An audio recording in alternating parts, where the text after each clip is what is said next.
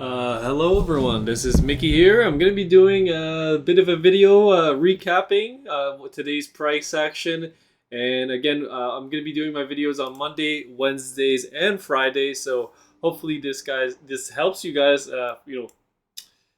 guide you in the market using Elliott wave theory and market cipher. And overall, it's been working amazing. And we've been catching these shorts basically since the top in July.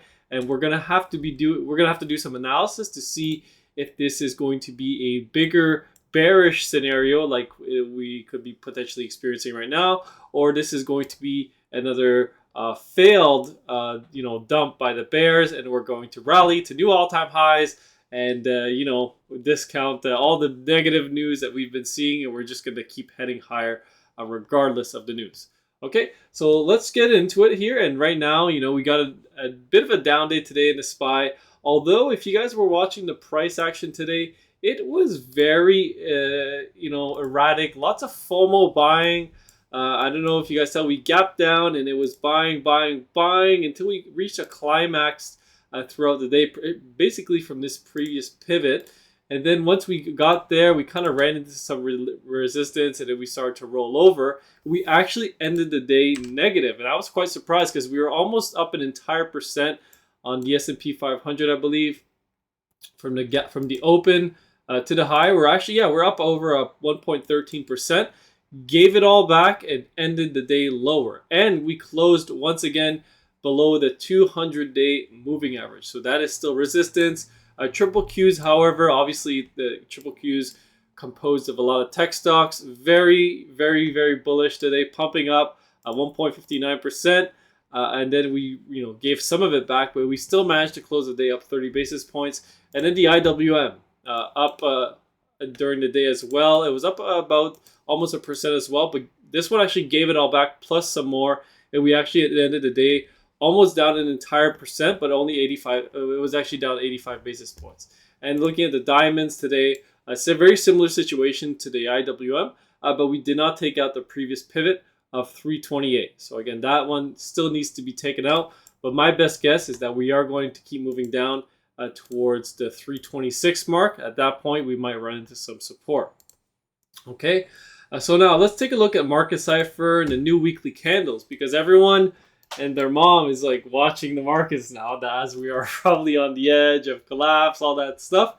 And now we see that we actually printed a new weekly candle, and things were looking bullish, right? We bounced up from these lows, but we ran into resistance. Bow tie necktie with the moving averages here, with the 50-day and the 100-day, as you guys can probably tell. Beautiful area of resistance, and then a retrace. And we actually took out the pivot on the S&P 500, which is significant because we've made a lower low now, okay? And now the S&P 500 has an 11 and a -3 on the weekly time frame. Things are looking not as good for the bulls now. Things are looking much better for the bears, so things are looking worse if you're long at the moment. Looking at the monthly, you still have a 16 and a -5 and a red dot on the S&P 500. The NASDAQ still has not printed a red dot, but in my opinion, it's probably not too far away from doing it if we get more downside in the coming week as earnings season approaches. We have a 13 and a 2 on the dual band strength index. And then we move on to the Dow Jones, a 16 and a -5 of all. Extremely bearish dual band strength index on the monthly time frame. And finally, let's take a look at the Russell 2000, the worst of them all, with a 22 and a -5 and a red diamond here. And on top of that, you are dwindling on that green money flow. You're about to enter red money flow and could be potentially getting ready to go significantly lower. And again, I mean significantly lower. If we take out the pivots here at 1650, then you could be getting ready to possibly get a waterfall sell-off in the small caps. Okay, but we'll get into that in just a few minutes. What I want to do is take a look at the S&P 500. And at the moment, I really don't see any signs of a bottom yet. I don't see this improving just yet.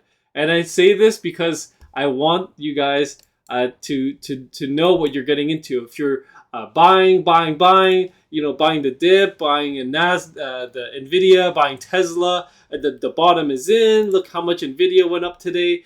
this could just be a short opportunity for you guys if you're looking at the charts, right? If you're not in any positions right now, in my opinion, all these pumps are a short opportunity, as I do believe we are going to go lower. It has nothing to do with the performance of the companies, what these companies do. It has nothing to do, I hate these companies, nothing like that, right? We're just looking at the chart, and right now I don't see anything bullish. Again, Apple, actually a very bad chart in my opinion. I think Apple is just getting ready to get its next leg down in wave 3. And again, earnings might do it, as it's going to be, I believe, in the first week of November. Yeah. So after this week, we're going to have earnings for Apple. This week, we got Microsoft and Google tomorrow. And then I believe we have Meta as well. So again, Google, you got a rising wedge. You have bearish divergence. This is just getting set up for disaster, in my opinion. So again, we'll have to see how everything plays out. But it does not look good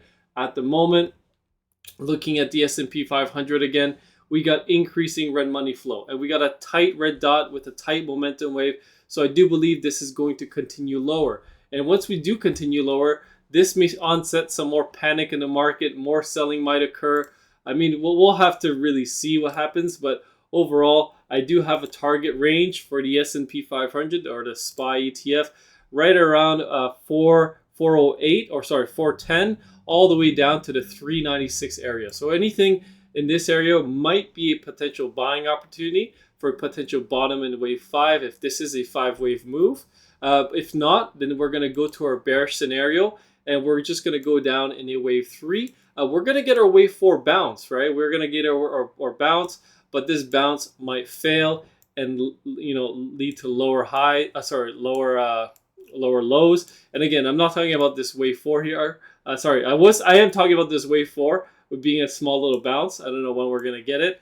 My best guess is around 408, 410, and then we're going to get a small bounce and then go even lower than that, possibly 3,900, around that area. And once we get a definitive bottom, we're going to get a wave to rally towards the upside. But this rally will fail, and then we're going to head to lower prices after that in a wave 3 fashion, potential waterfall sell-off, right? But right now, it's too early to tell. We need the price action to tell us. At the moment, it's not looking too good. We got another daily close underneath that 200-day moving average. Okay, and again, I look at the small caps as a leading indicator as well. And the IWM, I mean, it just cannot get out of its own way. If it keeps going lower, eventually you're going to erase divergence, and I think you've already erased some level of divergence as well, like this one right here. You want even lower than this previous low. And then you're just going to take these all out, and it's just going to get worse and worse and worse. Eventually, you are going to find some support for the IWM. You're going to get a big bounce, and it's going to be probably in line with the S&P 500 bounce of a potential wave 2, and then you'll go lower, right? Because I'm just looking at Market Cipher, and I don't see any bullishness in the chart. When I look at the weekly on the new weekly candles for the Russell, we have a 14 and a 0. Right, so again, this is obviously a little bit less, like a tiny little bit less bearish because you have a 0 instead of a -1. But overall, it's net bearish. You have red money flow, no signs of a bottom on the weekly time frame. Today's candle, again, was even more bearish on the daily, 12 and a -4. So again, you have no definitive bottom in the small caps, and you are getting to some major support. So around 162, 163, you could chance a long if you really want to. But if you don't, and you're scared and you don't want a long here and you just want to wait, then just wait for the charts to tell you that a significant low has been put in place, because right now we don't have that.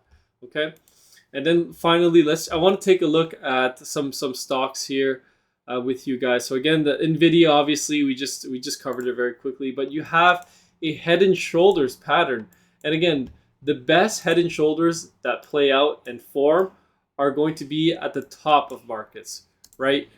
Head and shoulders that form at the bottom of markets, they have a significantly less chance of playing out. Usually, you have like a 50-60% chance of them playing out already, but you have better odds if they're at the top of the market for head and shoulders. Inverse head and shoulders, however, play out very nicely at the bottom of markets, like we've seen here. A left shoulder, a head, and a right shoulder, and then you have your neckline, and then you broke out, and then you had a huge move up towards the upside. All right. So now my best guess. Now we're in the potential C wave. We've gotten our B wave retrace. That was the top, and now we're coming down in the C wave. So now, if this starts to come back up just a little bit more, that might be a wave 2, and we're going to start to head down in a wave 3. So something like this, and that'll be all she wrote. If that's it for Nvidia. All right, so we'll have to see how everything plays out. Maybe we'll get another update in the markets tomorrow, but maybe that'll be it, and we won't see any more, and we're just going to start falling and dropping like a rock on Nvidia. And then Google, again, I just covered it, bearish divergence. You have a rising wedge. So much buying, so much, like in my opinion, so much delusion. Like they don't look at anything that the bonds are doing. The market was supported today with a weaker dollar. That's always good to see, right? The dollar coming back down. But eventually, if the dollar firms up, it puts in too much consolidation at the highs here, you can actually have the dollar breaking out to new highs, which can lead again to more downside in the traditional market, in the stock market. All right, and then looking at the 20-year yield, that we had another nice down day in the 20-year yield. I'm actually long the TMF, which is the 20-year three leverage to 20-year. It's basically long the TLT with 3 times leverage. So today we had a nice update in TLT. So TMF went up 4.31%. So we got a nice little bounce there. We'll have to see if it's a sustained bounce. We clearly have bullish divergence. But if we see the TLT spiking like crazy, then that means the market is selling off like in a panic, and investors are fleeing to bonds as a safe haven. Okay? All right. I think that covers it. I don't really have much to add. Just another warning for you guys who are super, super, super bullish. Please look at the chart. Don't listen to people on CNBC. They have no idea what's going on. And, they'll always say, a certain stock is cheap, like I believe it's Tommy Lee on CNBC. Nvidia is cheap, very cheap at these levels, very cheap. He was saying Nvidia was cheap at 337. Right? And he was saying it was cheap the entire way down to $114. And he was saying it was cheap on the entire way up. And what do you think he's going to say on the way down, right? If Nvidia starts to go down, it's cheap. It's cheap. He has no idea what these people have no idea what they're talking about. Regardless of any market conditions, it's cheap for them. Either they're delusional or they have a bias and they're paid to say those things. Right, so just do what's best for you. Do whatever you want. Look at the chart. It's clearly not bullish at the moment. And again, we have red money flow. Never discount red money flow. I told you guys back in 2022, once we entered red money flow, I did believe that we would see more downside, and that's exactly what happened in the S&P. Once we flipped back into the green, things got bullish. Lots of money printing, and ever since the banking crisis was started, the Fed supported the market, and then they printed everything up, so everything started to float up. But now that you have a tightening once again, and that window is gone, and you can take a look at. Let me just pull up the balance sheet here. The Fed balance sheet. They have been withdrawing and selling more bonds onto the open market, which is causing yields to go up and is putting pressure on the market to go lower. Okay. So again, I think I gave you guys a good idea of what I think is going to happen this week. I'll keep you guys up to date. If anything happens, any dramatic sell-off, I'll do an emergency update. If not, I'll just be doing my regular Monday, Wednesday, and Friday updates. Okay? So again, don't be delusional. Look at the chart. Don't just buy on emotions. Look at what everything's telling you. All right? Love you all. Peace.